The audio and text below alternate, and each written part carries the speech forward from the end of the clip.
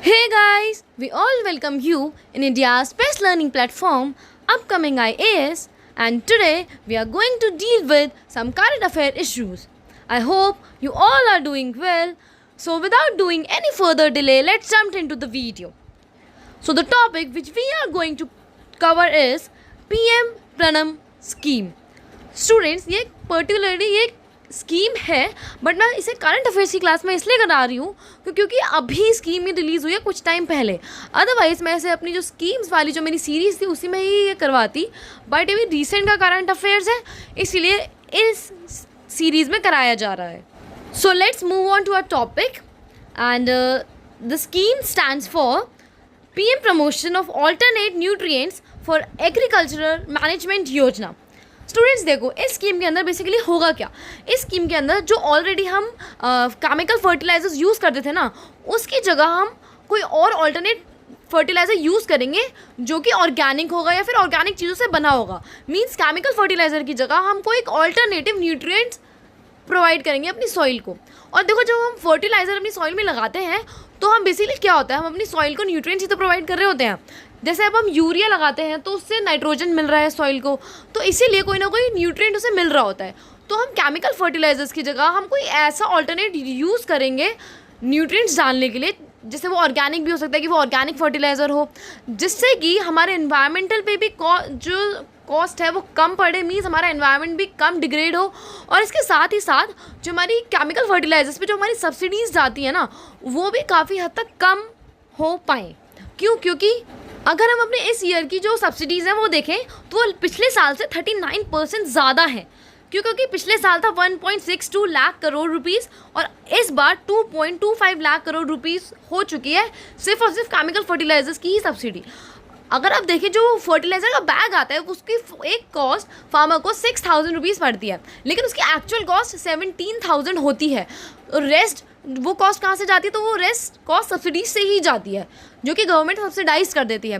तो इसीलिए इसकी जो कॉस्ट है उसे हम रिड्यूस करें और इसके साथ साथ अपने एनवायरनमेंट को भी प्रोटेक्ट करें. इसीलिए एक ऑल्टरनेट ढूंढा जा रहा है कि इस केमिकल फर्टिलाइज़र की जगह हम क्या यूज़ करेंगे, एक ऑल्टरनेट हम एक न्यूट्रिएंट प्रोवाइड करेंगे अपनी सॉइल को. अब वो कैसे करेंगे, वो क्या होगा, इसके बारे में अभी इतनी इन्फॉर्मेशन नहीं है न्यूज़ में, बट क्योंकि एक स्कीम और वो भी इंपॉर्टेंट स्कीम एग्रीकल्चर से रिलेटेड.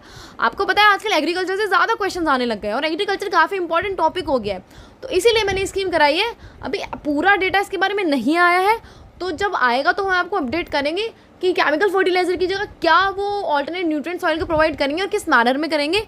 इससे रिलेटेड जो भी डिपार्टमेंट्स हैं वो इस चीज़ के अभी कि रिसर्च में लगे हुए हैं, तो उसके जब वो आएगा तो आपको अपडेट कर दिया जाएगा. अभी के लिए यही है कि हम अपनी कॉस्ट रिड्यूस करें, अपने एनवायरनमेंट को भी प्रोटेक्ट करें. अब इस स्कीम के अंदर और क्या है, तो देखो, जो पैसा बचाया जाएगा, मीन जो सब्सिडी का पैसा बचेगा केमिकल फर्टिलाइजर में जो यूज़ होता था उसका 50% जो होगा वो स्टेट्स को ग्रांट दिया जाएगा, जिससे कि वो ऑल्टरनेट न्यूट्रिएंट्स जो भी सॉइल को प्रोवाइड कर रहे हैं वो अपनी सॉइल को प्रोवाइड करवा पाएँ. ओके और इसके लिए ऐसा कोई सेपरेट बजट नहीं पास करना कि भाई अभी अगर हम कोई ऑल्टरनेट न्यूट्रिएंट्स प्रोवाइड करवा रहे हैं सॉइल को तो हमें फिर से पैसा चाहिए होगा, फिर से जो पूरा हमारा बजट है वो बिगड़ जाएगा. नहीं, इसका भी पैसा कहाँ से जाएगा, जो सेविंग्स होंगी सब्सिडीज से, जो हम पहले सब्सिडी में देते थे वो सेविंग हुई क्योंकि अब तो केमिकल फर्टिलाइज़र का यूज़ होगा नहीं, तो जो सेविंग हुई उसी की ग्रांट में हम स्टेट्स को देंगे क्योंकि उन्होंने केमिकल फर्टिलाइज़र का यूज़ कम किया है और उन्होंने ऑल्टरनेट न्यूट्रिएंट्स ज़्यादा अपनी सॉइल को प्रोवाइड करा है. इसलिए 50% जो सेविंग्स का है वो ग्रांट दिया जाएगा स्टेट्स को, और स्टेट्स उस पैसे को कैसे यूज़ करेगी, तो स्टेट्स उस 50% में से 70% जो पैसा है वो रिसर्च में लगाएगी कि क्या ऑल्टरनेट तरीका हो सकता है हम अपनी सॉइल को न्यूट्रिएंट्स प्रोवाइड करें अदर देन केमिकल फर्टिलाइज़र, उसमें लगाएगी वो 70% में, और जो रेस्ट वो 30% लगाएगी. वो 30% लगाएगी कि अपने वो फार्मर प्रोड्यूसर जो ऑर्गेनाइजेशन है उन्हें दे, या जो सेल्फ हेल्प ग्रुप है उन्हें वो पैसा दे, या फिर फार्मर्स को दे, क्योंकि उन्होंने ही क्या किया है, इस प्रोग्राम को अवेयरनेस इसकी फैलवाई है, तभी तो ये यूज़ हो पा रहा है. और वो अपनी स्टेट में क्योंकि उसको यूज़ भी करवा रहे हैं, केमिकल फर्टिलाइज़र की जगह यूज़ करवा रहे हैं, तो इसीलिए जो रेस्ट 30% पैसा होगा वो उन्हें मिलेगा, जिससे कि उन्हें भी मोटिवेशन मिले और वो भी आगे बढ़ चढ़ के ऑल्टरनेट न्यूट्रिएंट जो है वो अपनी सॉइल को दे रादर दैन केमिकल फर्टिलाइज़र. अब स्टूडेंट्स देखो, जो स्टेट्स हैं वो इंसेंटिवाइज करा जाएगा अगर वो केमिकल फर्टिलाइज़र की जगह अपने स्टेट में ये ऑल्टरनेट न्यूट्रिएंट वाली ये प्रोवाइड करवाती हैं. तो बट अब देखा कैसे इंसेंटिवाइज करेंगे, किस बेसिस पे? 50% जो सेविंग होगी केमिकल सब्सिडीज से वो तो स्टेट्स में ग्रांट दिया जाएगा, बट हम कैसे कैलकुलेट करेंगे कि उन्हें कितना इंसेंटिवाइज करना है? ऐसे करेंगे कि उस स्टेट्स का लास्ट 3 ईयर्स का रिकॉर्ड निकालेंगे कि उसने केमिकल फर्टिलाइजर कितना यूज़ किया है, और फिर अब इस साल का देखेंगे कि उसने अब इस साल ऑल्टरनेट न्यूट्रिएंट वाला जो फर्टिलाइज़र है वो कितना उस स्टेट ने अपनी एरिया में प्रोवाइड करवाया है। उस बेसिस पे उसको इंसेंटिवाइज करा जाएगा। अब हम इस स्कीम के कुछ और ज़्यादा बेनिफिट्स देख लेते हैं। तो स्टूडेंट्स देखो, ये तो हमने पढ़ा कि जो केमिकल फर्टिलाइजर से सब्सिडी सेव होगी, हम उससे क्या करें, हम सबसे पहली बात उसमें अपना पैसा बचा रहे हैं। दूसरी बात, अपने पैसे को सेव करने के बाद हम अपने पैसे को रिसर्च और डेवलपमेंट में लगा रहे हैं। इससे ज़्यादा और अच्छी बात क्या होगी? हम रिसर्च डेवलपमेंट तो होगी ही होगी, उसके साथ साथ क्या होगा, हमारी जो सॉइल की जो क्वालिटी है वो भी डिग्रेड नहीं होगी, सॉइल इरोजन नहीं होगा, हमारे एनवायरनमेंट पे इम्पैक्ट जो है जो बहुत ज़्यादा डिग्रेड हो रहा था वो नहीं होगा, और गवर्नमेंट का भी ज़्यादा फोकस होगा कि वो बैलेंस करके चले, क्योंकि इमीडिएटली तो ऐसा नहीं हो सकता ना कि सारे लोग केमिकल फर्टिलाइज़र पे स्विच करके ऑल्टरनेट न्यूट्रिएंट्स पे चले जाएं, ऐसा तो हो नहीं सकता। तो वो बैलेंस करके भी चलेगी। इससे क्या होगा, बेटर गवर्नेंस मॉडल भी आएगा, बेटर इम्प्लीमेंटेशन भी होगी, ठीक है। और जो स्टेट्स केमिकल फर्टिलाइज़र की जगह ये ऑल्टरनेट न्यूट्रिएंट प्रोवाइड करेंगी, उनको तो आपको पता ही है कि वो इंसेंटिवाइज करा जाएगा। तो ये क्या है, स्टेट के लिए भी बेनिफिट है, गवर्नमेंट के लिए भी बेनिफिट है, फार्मर्स के लिए भी बेनिफिट हो रहा है, इसमें तो सबको बेनिफिट हो रहा है। तो ओवरऑल देखा जाए तो ये बहुत अच्छी स्कीम है। ओके, अब बात आती है ये स्कीम फिर इंट्रोड्यूस कब होने वाली है। तो स्टूडेंट्स, जिन्होंने ये स्कीम निकाली है, किसने निकाली है? जो union minister of chemicals and fertilizer के टॉप ऑफिशियल्स हैं, उन्होंने स्कीम के बारे में आइडिया दिया था। और कब उन्होंने ये स्कीम प्रपोज करी थी?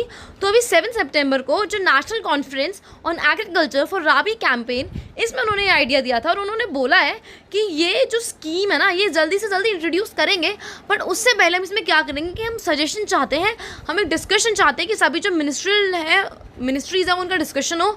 मिनिस्ट्रीज़ मीन्स जो भी इससे रिलेटेड डिपार्टमेंट्स हैं, इससे कंसर्न जो भी डिपार्टमेंट है उनका डिस्कशन हो, एक सजेशंस वो दे। क्योंकि देखो, अगर कोई भी स्कीम बन रही है, कोई भी पब्लिक पॉलिसी बन रही है, तो मेन उसमें यही इंपॉर्टेंट रोल रहता है, यही चीज़ देखी जाती है कि उसका पब्लिक पे क्या इम्पैक्ट पड़ेगा, क्योंकि वो पब्लिक के लिए बन रही है ना। तो इसलिए लोगों का डिस्कशन और सजेशन बहुत ज़्यादा इंपॉर्टेंट होते हैं। तो वो यही कह रहे हैं कि जैसे ही जो डिस्कशन और सजेशंस हैं वो कंप्लीट हो जाएंगे और एक ओवरऑल वो सोशल इम्पैक्ट असेसमेंट कर लेंगे, तब हम वो इस स्कीम को इंट्रोड्यूस करवा देंगे। ओके, अब एक लास्ट क्वेश्चन देख लेते हैं इसी से ही related. What are the advantages of fertigation in agriculture? और ये क्वेश्चन 2020 के प्रीलिम्स में आया था, और इसके ऑप्शंस हैं, लाइक इन स्टेटमेंट से बताना है कि first, controlling the alkalinity of irrigation water is possible. Second, efficient application of rock phosphate and all other phosphatic fertilizers is possible. Third, increased availability of nutrients to plant is possible. And last one, reduction in the leaching of chemical nutrients is possible. अब इसमें से आपको बताने कि कौन सा सही option होगा, ये जो नीचे ABCD दिए हुए हैं, तो आप मुझे कमेंट सेक्शन में ज़रूर बताइएगा। और इसमें फर्टिगेशन के बारे में पूछा है, तो ये भी थोड़ा पढ़ के आइएगा, तभी आप इस क्वेश्चन का आंसर कर सकते हैं। फिलहाल तो आप मुझे कमेंट सेक्शन में ज़रूर बताना। तो हम अपना सेशन यहीं तक एंड करते हैं, हम अपना सेशन यहीं तक रखते हैं। I hope you learned a lot, enjoyed a lot. Thank you so much for being with us. Do your best study and stay connected so that you will remain updated